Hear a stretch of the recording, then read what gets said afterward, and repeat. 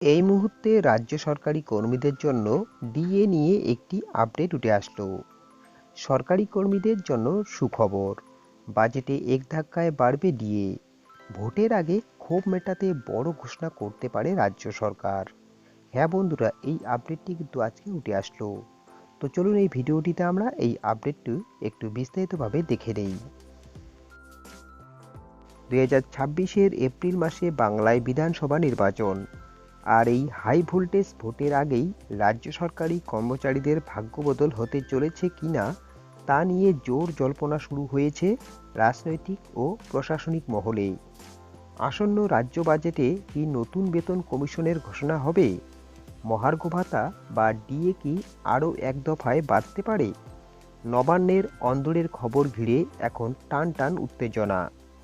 দীর্ঘদিন ধরে বকেয়া ডিএ এবং সপ্তম বেতন কমিশনের দাবিতে সরব হয়েছেন রাজ্যের সরকারি কর্মীরা।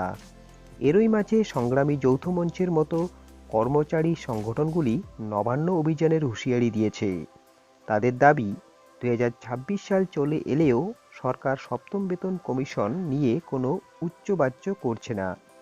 এই ক্রমবর্ধমান ক্ষোভ প্রশমনের কি বাজেটকে হাতিয়ার করবে শাসক দল? বাজেটে কি বড় ঘোষণা? বিশেষজ্ঞদের মতে, ভোটের আগে রাজ্য সরকার যে ভোট অন অ্যাকাউন্ট পেশ করতে চলেছে তাতে ডিএ বৃদ্ধির ঘোষণা হওয়ার সম্ভাবনা প্রবল। এমনকি কর্মচারীদের মন জয় করতে সপ্তম বেতন কমিশন গঠনের ঘোষণাও আসতে পারে। এর আগে 2024-এর লোকসভা ভোটের সময়ও রাজ্য সরকার দুবার ডিএ বাড়িয়েছিল। এবারও কি সেই একই কৌশলে ভোটের বৈতরণী পার করতে চাইছে নবান্ন? প্রশ্ন এখন লাখ টাকার।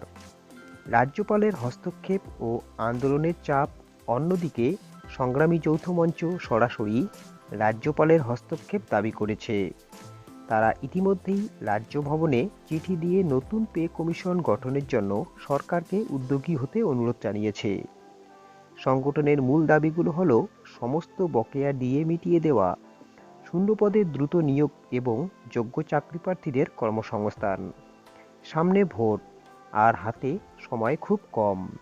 এই পরিস্থিতিতে রাজ্য বাজেট সরকারি কর্মচারীদের জন্য উপহার নিয়ে আসে নাকি হতাশা, তারই উত্তর মিলবে খুব শীঘ্রই। তো বন্ধুগণ, দেখতেই পারলেন ডিএ নিয়ে আজকের এই আপডেটটি। তো আজকের আপডেটটি এই পর্যন্তই। আপডেটটি ভালো লাগলে অবশ্যই একটি লাইক করবেন। তার সঙ্গে পরবর্তী আপডেটগুলি সবার আগে পাওয়ার জন্য অবশ্যই চ্যানেলটিকে সাবস্ক্রাইব করবেন। তো আজকে এখানেই, ভালো থাকবেন, সুস্থ থাকবেন।